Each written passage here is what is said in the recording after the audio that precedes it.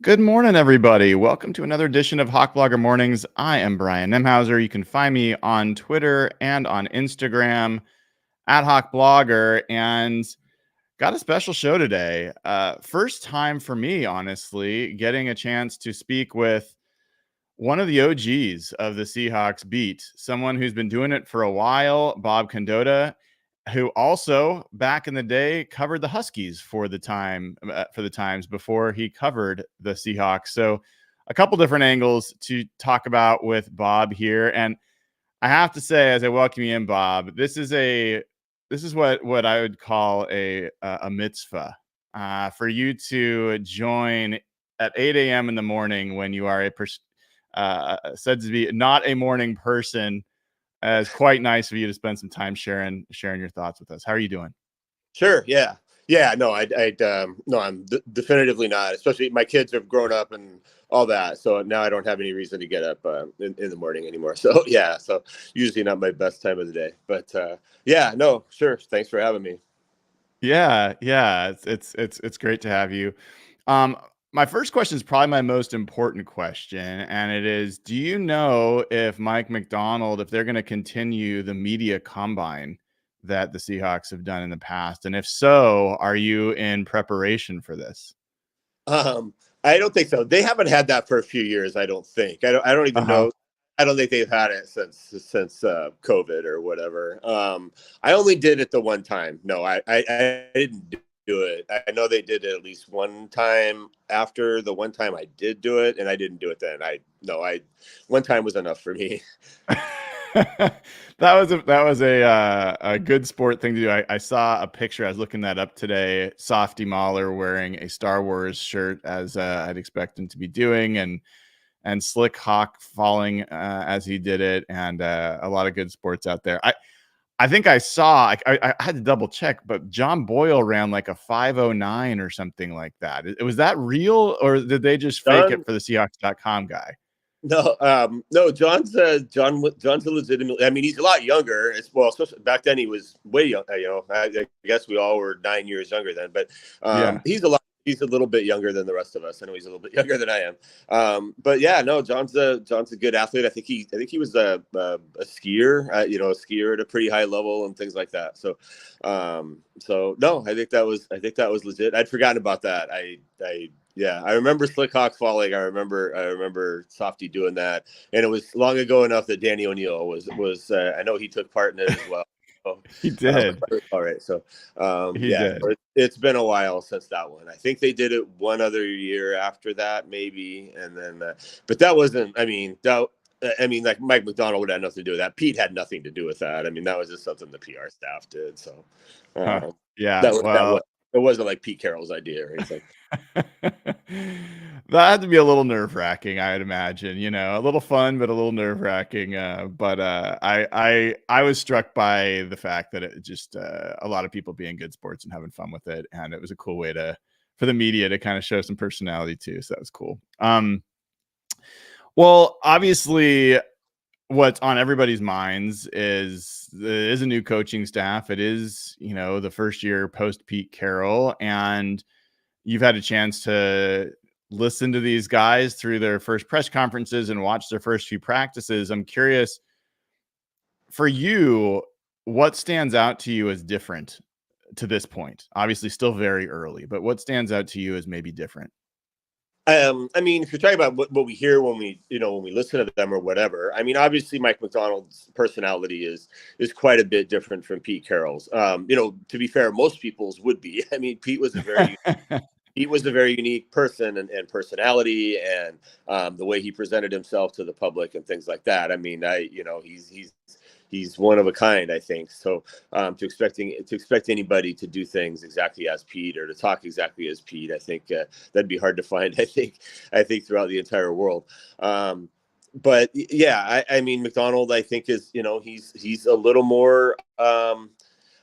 A lot of these phrases I hate to use because they can sound like criticisms of Pete if you say things like businesslike or whatever. Because Pete Carroll won a Super Bowl at Seattle, so even if he had fun sometimes at practice, they got what they needed done to win a Super Bowl, to go to another one, to win a million games there. So, if because that's like the phrase I always want to use, but that can make it sound like all they were doing out there was, listening to music and not getting anything done when Pete was coach. And that's obviously not true at all. So, but to use that as just a very vague generalization, I mean, yeah, McDonald sort of said it in one of his press conferences where, his goal is to kind of get on the field, get what you need to be done, and then get off the field. And I think no lollygagging was his phrase. I think that comes through. I think it seems a little bit more just about that, that he's about kind of getting the job done and doing it that way. Now, again, that doesn't mean they're not having fun or whatever. I don't know what it was about, but the other day after practice, they kind of huddled in the middle of the field, and he was obviously saying something to them, and there was a lot of kind of the cheering and stuff like that. So I don't know exactly what he was saying, but that seemed very Pete-like. So I think he has that element to him as well. But it's just certainly different that way. I don't think you'll ever read a story about him breaking running through a chalkboard or one of the white boards or whatever, taking off his shirt at the combine. Yeah, I mean, I don't think he's ever, I don't think he's ever going to do things like that. So it'll be different that way. But there's a lot of different ways you can get things done. When it comes to the other coaches, I mean, a lot of those guys are just their own. I mean, we've gone through a lot of coordinators and things like that, so we've sort of seen different personalities that way. But Ryan Grubb, obviously, I mean, everybody kind of got to know him during his time at UW, and what you saw there so far. I think what we're seeing with the Seahawks in terms of his personality and everything. To be fair, we've seen two, or I guess we've seen three. We've seen 3 OTAs. That's not a lot to read a ton on in terms of what this team's going to look like or play like or anything like that. I think it's going to take into training camp to really get a huge sense of that. But there's definitely a lot of teaching going on right now. Now that always happens this time of year, but certainly there's more right now because it's a brand new staff, brand new everything on both sides of the ball. So it does feel like you're seeing a little bit more of that, sort of just the breaking down of everything to its essence. Yeah, it seems like there's one thing when a team gets a new head coach, and the NFL gives you a little bit of earlier time to meet. I don't know if you get extra time, but I know you get earlier time to meet. And that's a pretty well understood process.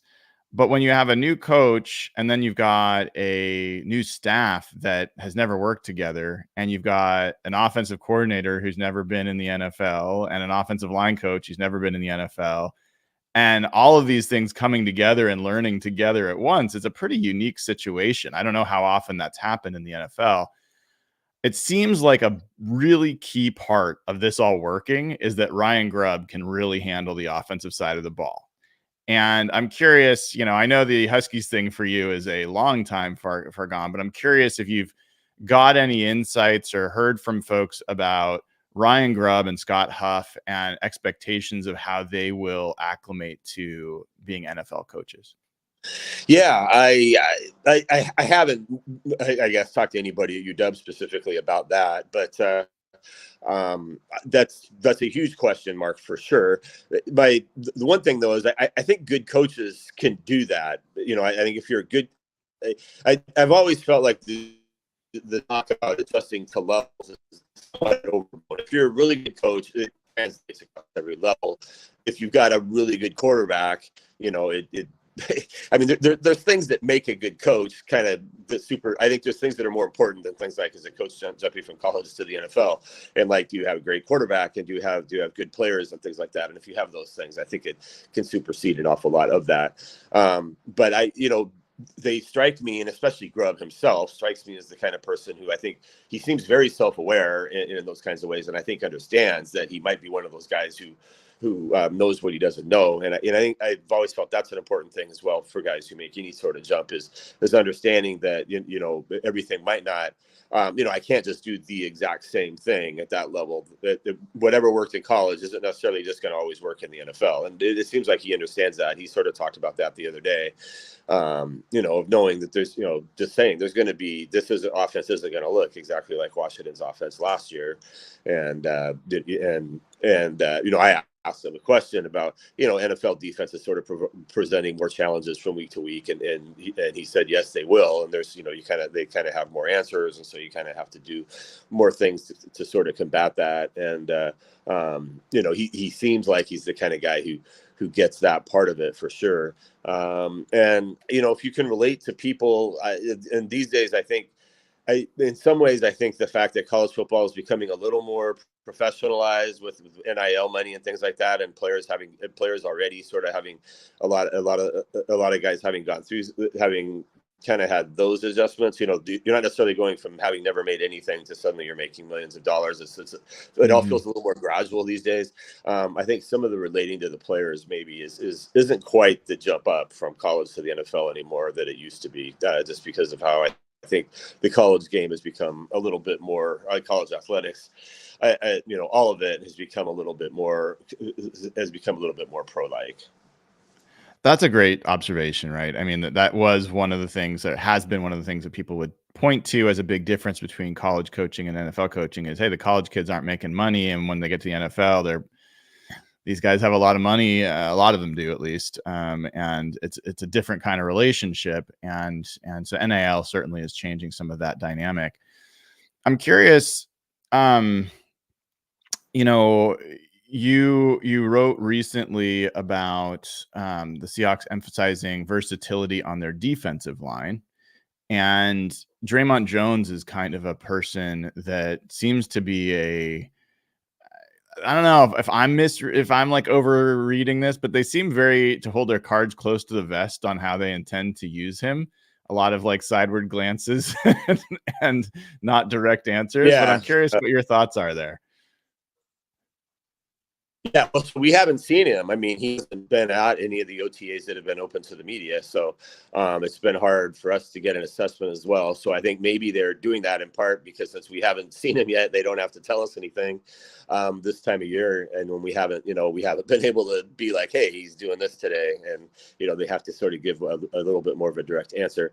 I'd be somewhat surprised if they just turned him flat out into an edge rusher, because they have two guys they want to give a lot of edge rush snaps to, right? In Uchenna Nwosu and Boye Mafe, and Nwosu coming back, really helps that a lot. So I'd be a little surprised if that was the plan to completely do that. I just think they want to use him probably more there and use him more from the start. But that's not new necessarily. I mean they were going that way with him a little bit last year, if you recall, using him as an end more, basically as an end more in their 4-3. Then, I don't think but I don't know if anybody ever was going to use him as as an outside linebacker when they're in their 3-man front. So he's, the fifth guy, one of the fourth and fifth guys on the edge. I mean, maybe they do have some plans to do that, but that would surprise me if they were going to do that with him a whole lot. I think it's more of just having their guys who they view as their tackles kind of be their, when they're in, say, a 4-3, they have two specific inside guys and then obviously two ends. I think that's what they want to do more with him, is have him be there, because you've got, say, Byron Murphy, who obviously can play more tackle now, and you've got Jaron Reed, and they signed Jonathan Hankins, and they've got those guys. So that's sort of what I think they probably want to do with him a little bit more, is just play him more as an end in their base defense, and then obviously in pass rush situations, I would imagine probably have him play, kind of one of the end spots when they're in the 3-man front. Then he's kind of an end there too, but still with an outside linebacker flanked on the outside of it.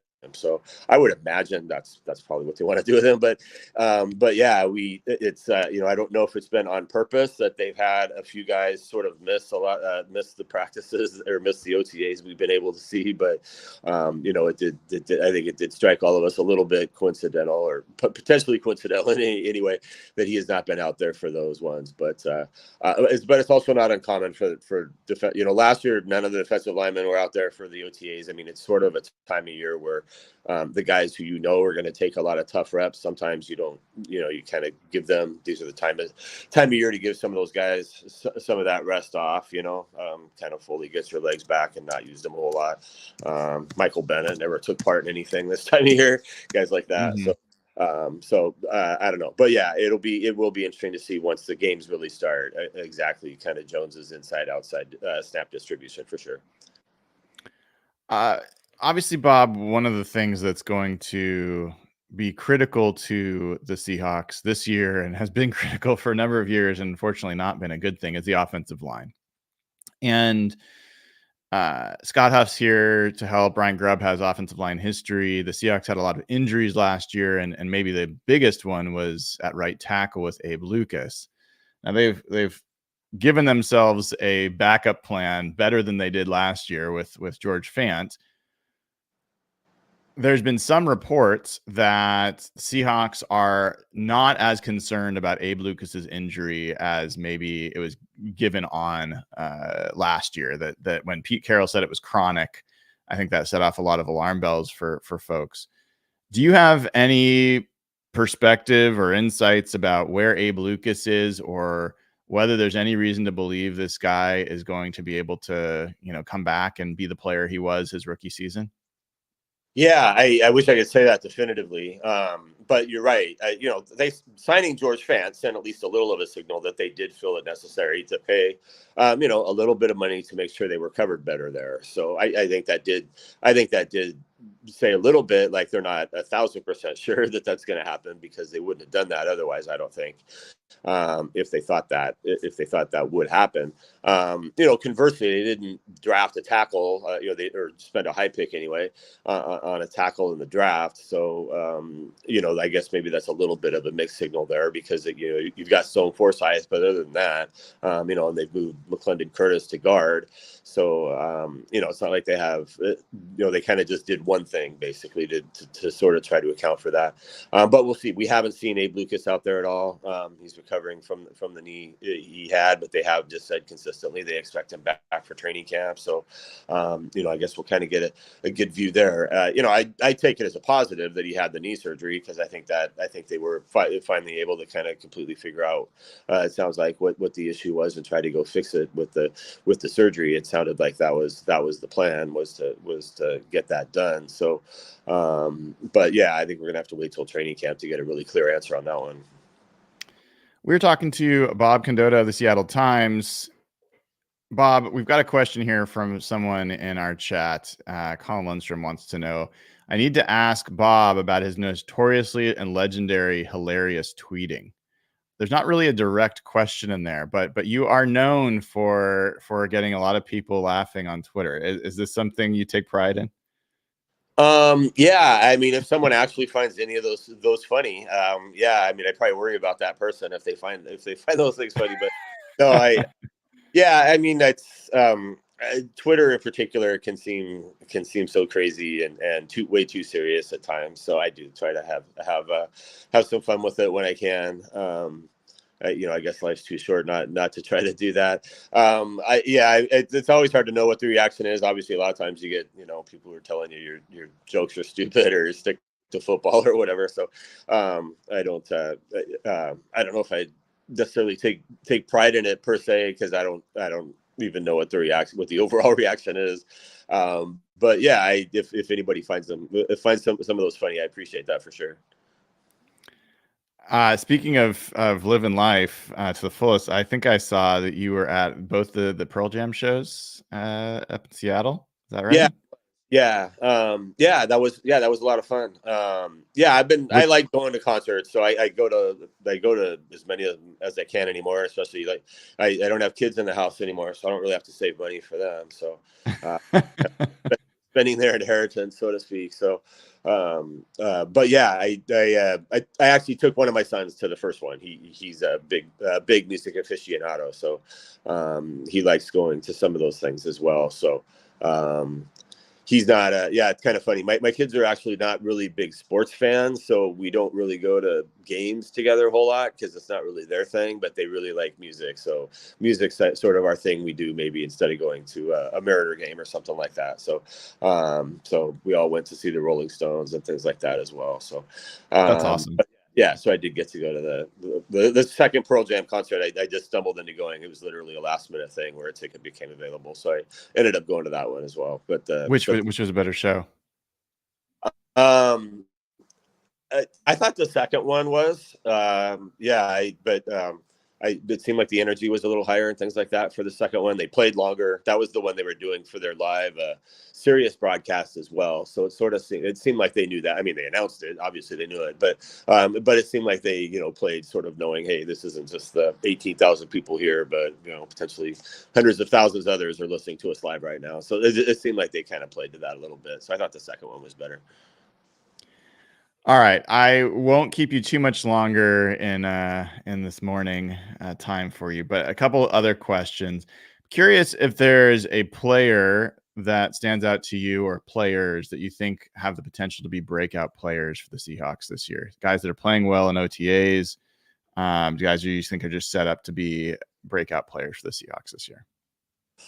That's a really good question because I mean, you sort of look at, I guess, in general, younger guys who haven't done a ton yet that could really take a step forward.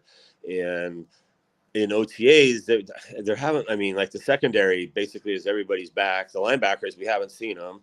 On the defensive line, I mean, the guy you would sort of hope is going to be that is Derek Hall. And he actually wasn't out there for one of the OTAs we saw. He has been out there for the others, but I don't know that I've seen anything from him that indicates that's going to happen, but I think the hope would be for sure. I mean, that's a pretty high pick there that they didn't get a lot out of last year's and at a spot where they need to, and they didn't, they didn't really add to the edge rushing group a whole lot, which struck me as they are counting on him and Darrell Taylor, kind of the much maligned Darrell Taylor maybe, but that they are counting on one of those guys at least to really do a lot more than they were able to do last year and really help that group because they didn't really go add to that with a big time free agent or anything. So Derek Hall would be one guy that you're sort of hoping that could happen to. The other guy, right? I mean, the guy we've seen as a starter on the offensive line right now, but again, that's sort of due to injury, but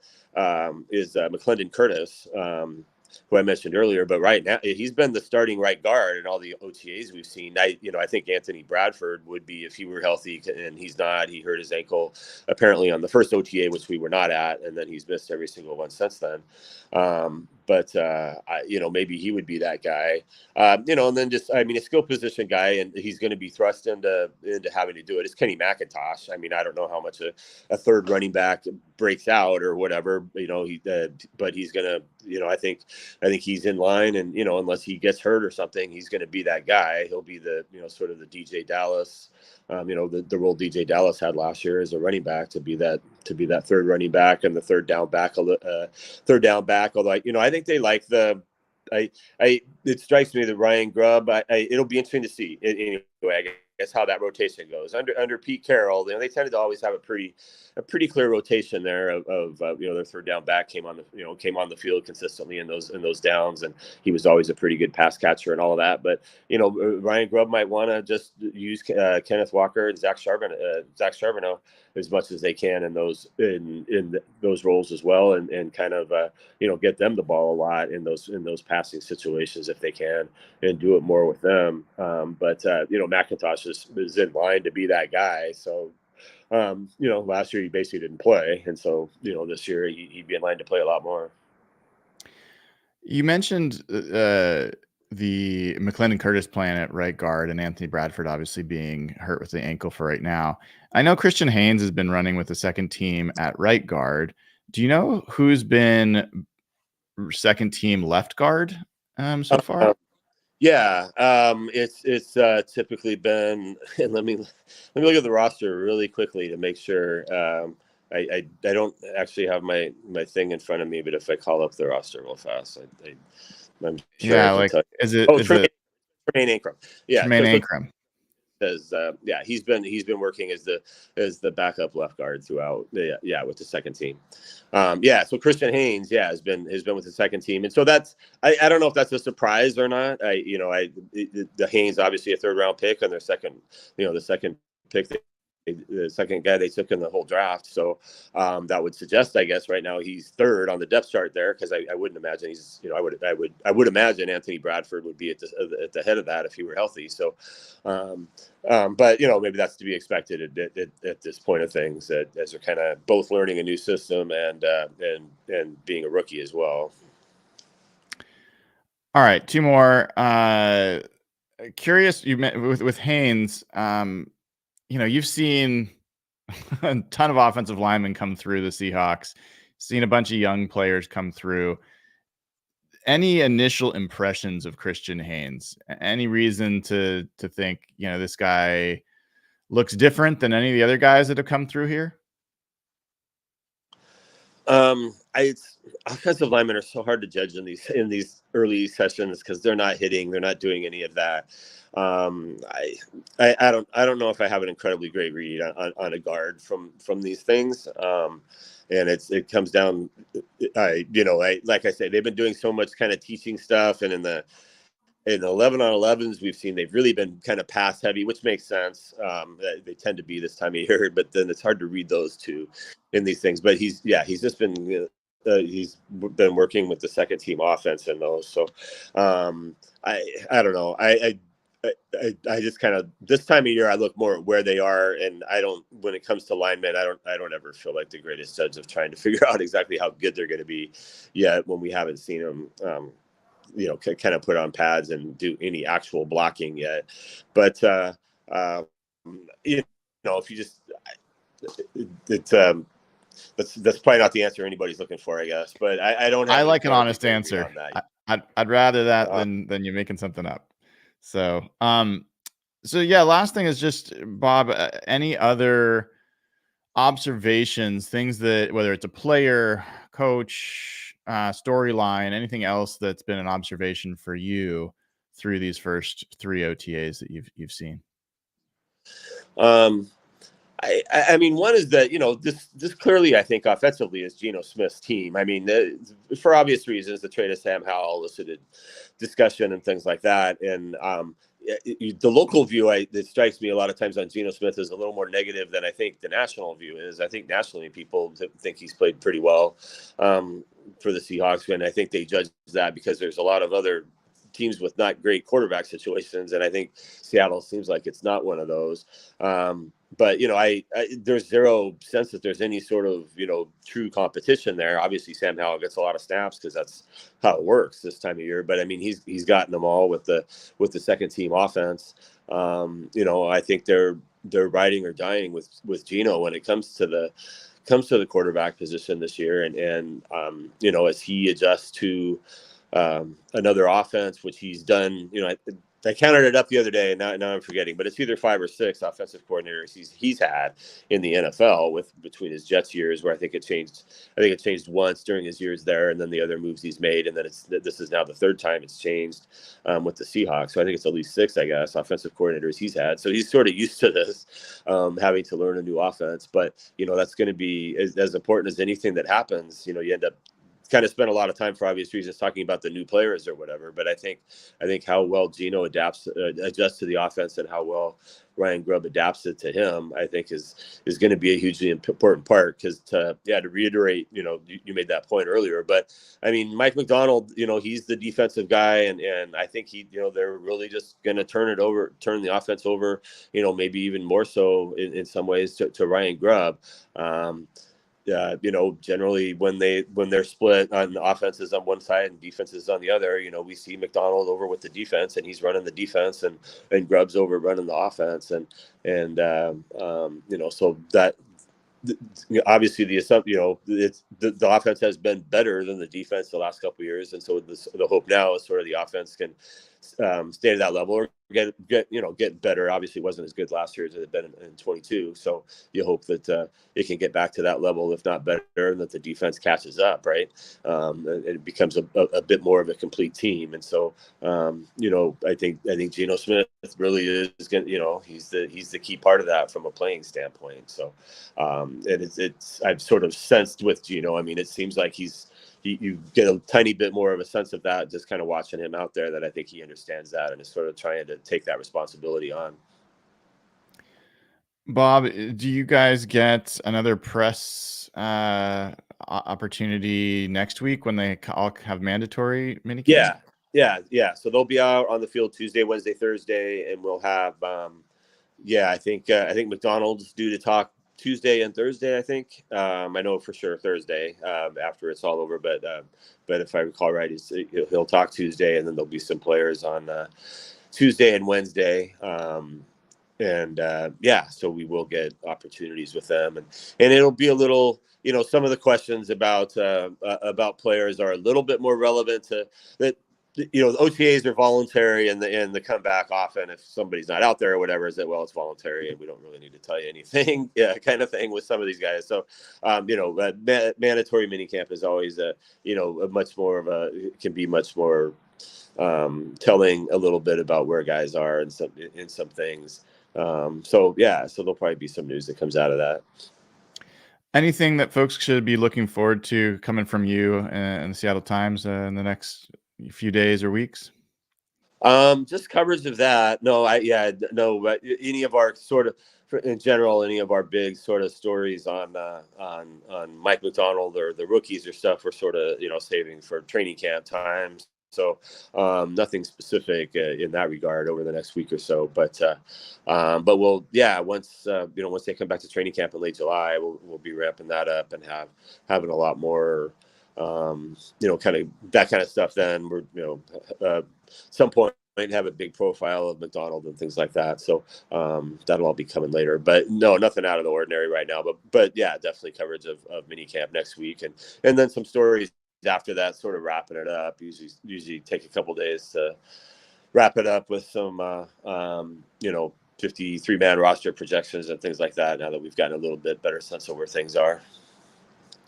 Awesome. Well, folks, that is Bob Condotta from the Seattle Times. If you're not following him on Twitter, you're missing out. Not only great Seahawks content, but as Colin mentioned, some pretty biting dry wit as well, and worth checking out. Bob, thank you so much for coming on. Next time we will try to have it at 6 a.m. just to really see how much we can push the limits on your morning ability. Okay. All right. Yeah, sure. Anytime. Yeah. So, yeah. All right. Thank you. That was Bob Condotta, the Seattle Times, giving us some insights into what's going on with the Seahawks so far at OTAs. And, it's great to get different perspectives. People are looking at this from different ways. Bob sees it one way. Mike Dugar sees it another way. Brady sees it a third way. That's how we triangulate and figure out what's what. So, Bob is a guy that's generally he is a classic beat reporter who is going to tell you exactly what he sees, and is not necessarily going to editorialize much beyond that, but he does that job very well and is kind of the OG on the beat. So really good chance to meet him for the first time and have that conversation. Before we wrap up, I actually have some patron questions that I didn't get a chance to answer yesterday, and so want to make sure we do that. If you're not a patron, the way to do it is patreon.com/hawkblogger. Get immediate access to the Slack channel, which I am looking at right now, and that is where people are able to every week ask questions. We answered a couple last night during Real Hawk Talk, but want to answer the rest today. By the way, also a benefit of being a patron is you can get this show ad-free, the audio version of every one of these shows I post immediately after, and I highly recommend doing that. So patreon.com/hawkblogger is the way to do it. I think you will be glad that you did. All right. Question here from Hawks fan Matt Man. He says, after McDonald's comments recently about the progress of Tyrese Knight, which sounded to me like a description of a backup player, are you more surprised at where he's selected in the draft, especially considering he was apparently a Mike Macdonald guy? Great question from Hawks fan Matt Man, who is one of the patrons and YouTube members. I love the double membership and gets you different things. So appreciate that, Matt. I will say that I'm not necessarily surprised about where they drafted him, because I think that they saw the run on linebackers that had happened and felt like they needed to add to that group. and this was the best of what was left. I don't think that this meant that Tyrese Knight was some people have characterized it as like Mike Macdonald pounded the table for this guy. That's not my impression. My impression much more is that Mike Macdonald liked this guy more than other people in the building and highlighted him. And so when it got time to picking a linebacker at this point in the draft, he was the highest rated guy to be taken. I don't think that means that this was the preferred linebacker that they wanted to come out with. I think that there was definitely some linebackers that went in the third round, like Maris Lufau, who went to the Cowboys going in the third round. I mean, a lot of people had him as a fifth round pick. And so there was a number of linebackers that kind of went early. And then you had Cedric Gray go ahead. And so this was, I don't know that there was another guy at linebacker that would have made sense, but that's kind of my impression, is that even right after the draft, you heard Mike Macdonald talking about Tyrese Knight, and a lot of that discussion was the things that he was going to need to learn how to do that he hadn't done in college. So I think they know he's a developmental player. I think they'd love him to develop as fast as possible, but it wouldn't surprise me at all if he is essentially a special teamer this year. All right. Trenches, no matter what, asks, in light of the Justin Jefferson deal, would you want to extend DK on a third contract, and at what price? Oy, that is a good question. Let's take a look at, this is a question that the Seahawks are going to have to answer really next year. Not this year, but next year. DK is signed through 2025. He will have a cap number of $29 million next year. So it is a logical thing that they would look to extend him next year to free up some cap space in 2025. It's one of their biggest mechanisms to do that. I would also say, if we look at wide receivers right now, and that's what I'm pulling up, wide receiver contracts across the NFL, DK Metcalf's contract is, I think this is sorted by average per year. Yes. So 4, 5, 6, 7, 8, 9. He's 10th, right behind Nico Collins, which is Nico Collins played well for CJ Stroud last year, but I don't think Nico Collins is a better player, a better receiver than DK Metcalf. And I don't think he'd be valued that way on the open market. So it's a good indication that DK Metcalf would move up. Here's the list, just so you guys know, the list of the top 10 paid wide receivers.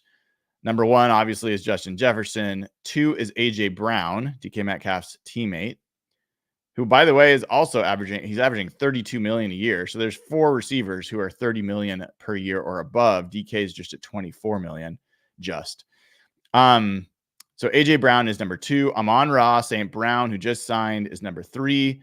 Tyreek Hill is number 4. Jalen Waddle, who just signed, is number 5. So the Dolphins have the number 4 and the number 5 highest paid receivers in the NFL on the same team. Definitely not the way I would build a team, but that's just me. Devontae Adams is number 6. Cooper Kupp is 7. Devonta Smith is 8. Nico Collins is 9. And DK Metcalf is 10. Interestingly, 3 of those players are over 30 years old. Tyreek Hill is 30. Devontae Adams, 32. Cooper Kupp is 31. DK is 27. So, here is the way I kind of put it relative to the DK decision, is if it was up to me, I would basically wait to see how the team develops.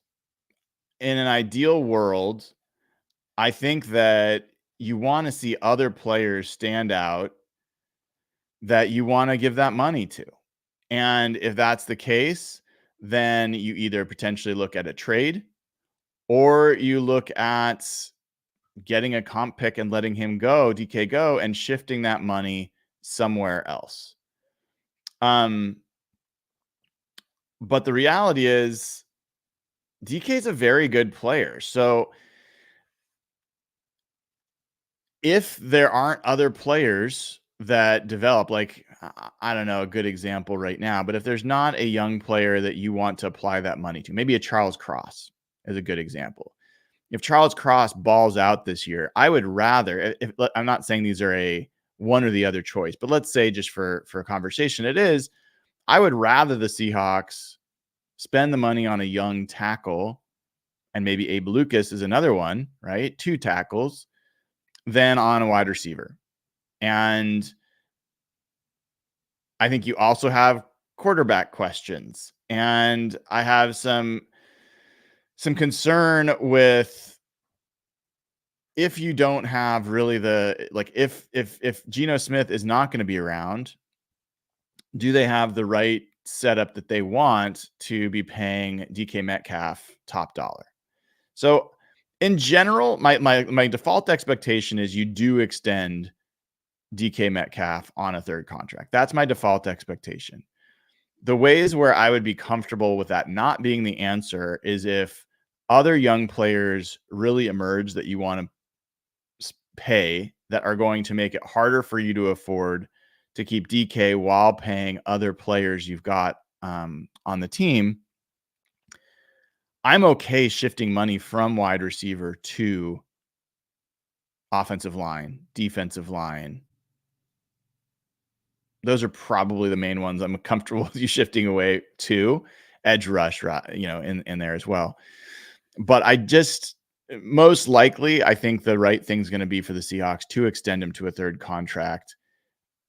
I personally am really troubled by the amount of money that wide receivers cost right now, and continue to believe that actually the draft has been dropping a lot of talented receivers into the mix for the last few years. I would bet personally more on the supply continuing at wide receiver, and not be one of the teams that gets left holding the bag with a $35 million a year price tag on a receiver, where Justin Jefferson's getting paid more than Geno Smith right now. Justin Jefferson's getting paid more than Baker Mayfield. He's almost getting paid what Aaron Rodgers is getting paid. So I have trouble with the wide receiver valuation right now, but that's kind of a me thing. All right. Next question. Marcel asks, being this deep in the offseason, we finally have the time to ask the important questions. Oh, this one's for Evan. So I will share this with Evan another time.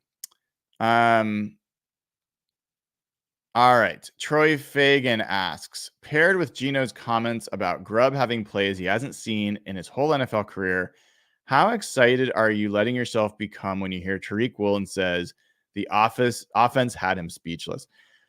I want to actually gather all these different clips about the offense, because there's been a number of them. And I think you guys know that I am very bullish on Ryan Grubb. I was bullish before he came here. I'm bullish after he signed. I was even more bullish when Scott Huff came with him. And it's been great to hear the comments we've heard so far. Now, I will temper it a little bit in that obviously these are OTAs, and these are the times we heard that Tedrick Thompson was going to be the next great Seahawks safety from KJ Wright and others. So let's just slow our roll a bit. But it's certainly a lot better than, man, the offense can't even figure out how to snap the ball. It's not functioning properly. The defense is winning every day. There'd be benefits of that as well if the defense is playing well. But generally what we're hearing is people pretty impressed with not only the diversity of the offense, the effectiveness of the offense, but also just the amount of kind of novelty. And novelty can be great in the NFL, and novelty can be bad in the NFL. I have a feeling this is going to be good, and I think we're going to enjoy watching the Seahawks offense more than any offense in a long time in Seattle. Adam Oswald asked, what contract would you give to Corey Linsley now that he has been released by the Chargers? So Corey Linsley once was a highly paid center for the Packers, and he only played 214 snaps last year. He's 33 years old. I do not remember his injury situation, so let me take a look. He missed the final 14 games of the 2024 season. I think that's 2023 with a non-emergent heart issue and is retiring from the NFL. So I don't think we're signing Corey Linsley. Let me take a look at this article. Yeah. Yeah, he's retiring. So I don't think we're signing Corey Linsley. That's your quick answer. All right. Colin L asks, I need Evan to explain to me how we've been saying for years now that the 49ers are going to face the salary cap music, but can still extend Christian McCaffrey and even contemplate an extension for Debo and Ayuk. I talked to Evan about this as well as Derek, and the reality is, I mean, they are going to have to face the music. There are going to be limits to who they can sign, and I can almost guarantee you either Debo or Ayuk will not be part of the team. My guess is it's going to be Debo. And essentially, they can extend Fred Warner as one area where they can start to create some cap room, but they're pretty maxed out. And when they extend Brock Purdy, that's going to be a big thing that's going to force them to make some decisions.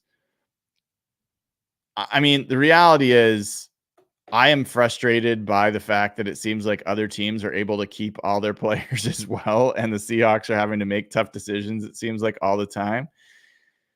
So some of that is cap management. Some of it's probably just our own personal bias that we are very well aware of decisions we're being forced to make and maybe not recognizing that for the 49ers. But if I look at the 49ers, let's take a look at their cap situation real quick.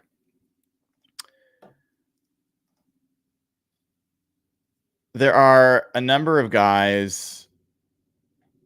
I mean, Dre Greenlaw, for example, last year of his deal.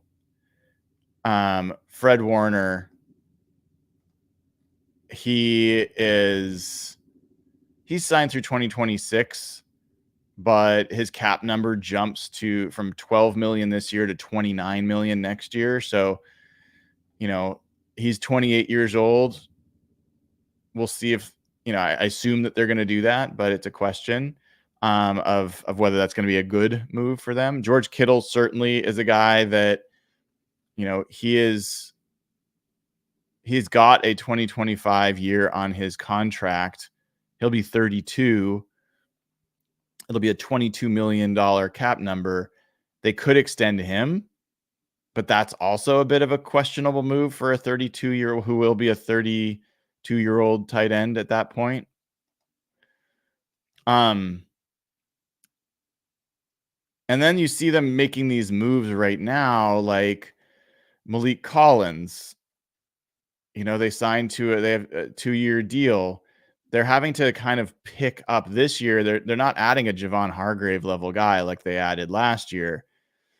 They're adding, Leonard Floyd's, who's an older vet, and they can only sign for a couple of years and maybe not even that. So I do think there's some ways that the cap is starting to catch up to them.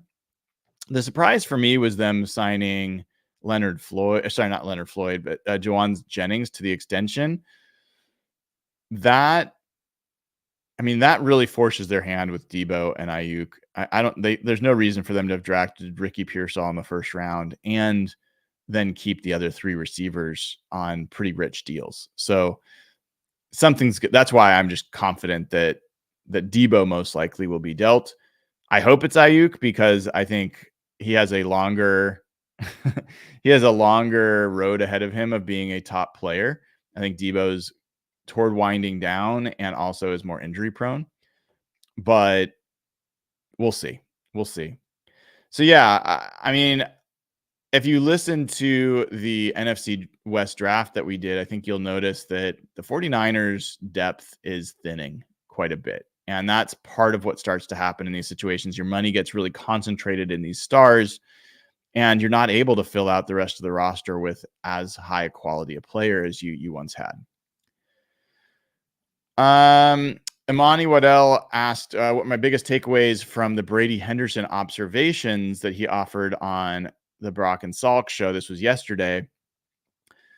First, it was that, I mean, a lot of those Brady shared when he was on this show earlier. So he had already we'd already talked about the Mike Macdonald, how his personality really lights up after practice. The football stuff gets him going. So that wasn't new. He and I had talked about JSN and him and the way he's been playing. We talked about the fact that they've been coaching a little harder, using curse words and things like that weren't as common in the previous regime. I think the fact that, Jeff talked about this last night, but that he was kind of putting the over under on JSN's season as, 900 or 1,000 yards. It's fun to have a number to that. And I don't think that's crazy. I mean, you're talking about a guy that people forget had 60 plus catches last year and 600 plus yards. I think it's very realistic for him to make that kind of jump. And I'm going to put together a little bit of some highlights from JSN and hopefully post that later today, just to remind people what this guy did last year. Because I've heard people talk about that he's a bust, which not Seahawks fans, but outside fans. And that is clearly not the case. I think that was probably my biggest takeaway from Brady's observations. Derek Woods asked, considering Grubb's mention about K9 and Charbonnet and his background with offensive line and some strong running years at places he's been, which phase of the Seahawks offense 2024 will be ranked higher, rushing or passing? And how do you see that balance working out? That's a great question, Derek. So I think that it is just way harder to be a good running team in general. There's much more coordination needed in the blocking, and there aren't that many teams that are good at it. And I also think it really helps to have some big, dominant physical blockers to be a good running team. I don't know that the Seahawks have a lot of those. Hopefully Christian Haynes is that. Hopefully Abe Lucas is back and can get back to being something like that at right tackle. Maybe Oluwatimi, develops in that way. That certainly was not what he was last year or in college. Laken Tomlinson has had that in the past, has not had it recently. But I guess I'm optimistic that, I guess I'll put it this way. My expectation is that the run game is going to make a far bigger leap than the passing game, because I think the passing game was not terrible last year. And I think it's going to be better, like meaningfully better this year. But I think the running game was pretty bad last year. And I think it's going to end up being good this year. So that the gap between the difference between the two, I think, is going to be greater when you're watching the running game than the passing game. But if you ask me which I think will be ranked higher, I think it'll be the passing game. And really it comes down to, one, I think the offensive line is going to be better. Two, I think that the ball is going to be out of Geno's hands faster, which also lowers the bar for how much the offensive line has to be good in pass protection. Three, I think the Seahawks are going to have a better screen game than they had last year, with better weapons for that kind of part of your offense. And four, I think that you're going to see just a big jump from guys like JSN. So those are all reasons why I think they're going to take a pretty big jump, or why I think they're going to be a pretty highly powered passing offense. My rough expectation for the rushing offense is to be middle of the pack. And I think they were toward the bottom of the pack last year in some key categories. Anders, last question, asks, what are my thoughts on the Tariq Woolen recent interview? I mean, I loved it. Tariq, for people that haven't heard it, he mumbled a bit about the offense and said, if you are wondering why I can't speak, or why I'm not able to put words together, it's because I'm speechless. This offense has me speechless. And it was a great line. It's a great line. It had everybody laughing. And he talked about the diversity of the offense. And that was cool. That was great. That was definitely the highlight of the interview. He did also talk about the fact that he has spent time getting stronger and that he wants to be known for being, professional and being on the details. And I think that was really important to hear. I'll believe it when I see it, to be totally honest. The other thing I'll say, though, that I thought was a worthwhile addition for him to bring up was at this time last year, he was recovering from a surgery on his knee. He's getting those reps that he was not getting last year. And that can only help. That can only help him in terms of execution and being on those details that tripped him up at times last year. And I think the thing to be aware of with Tariq Woolen is there's other guys that are not at all these OTAs. Like I'm seeing every day a pretty good list of guys that are not at the OTAs. Woolen's there, and he seems to be there for all of them. And I think that that's a pretty good indicator that he's taking this season pretty seriously. And if you hear the way coaches talk about him, you hear the way other players talk about him, I mean, this guy has a chance to be incredibly special. And he was that his rookie year, co-lead in the NFL for interceptions. I think people spent a little bit too much time on the interception stat. From a coverage perspective, I don't think he fell off last year. I think he was actually pretty similar from a coverage perspective to what he was as a rookie. There are other things that plagued him. And the sky's the limit for this guy. He has got talent and athletic ability that literally nobody else in the NFL has, and maybe no one else has ever had. His combination of size, speed, length is incredibly rare. And if you remember when I had Coach Cody Alexander on from matchquarters.com, he had him as the number 2 man cover corner in the NFL last year, behind only Sauce Gardner. So some of this is how is he being utilized. Some of this is how he's been as a professional. Some of it is just natural maturation in your third year in the league. And other parts of it can also be the guys in the room and the scheme that's being run and how well that fits him. So I admit I had questions about his fit for Mike Macdonald's scheme coming in. But a big part of that was whether he's physical enough to be there in run support. I love the fact that he has committed himself to building his body and being stronger. I think that's a really big deal. All right. Those were all the questions from patrons over at patreon.com/hawkblogger. Appreciate you all for joining and asking. If you haven't given the show a like and click subscribe, please do.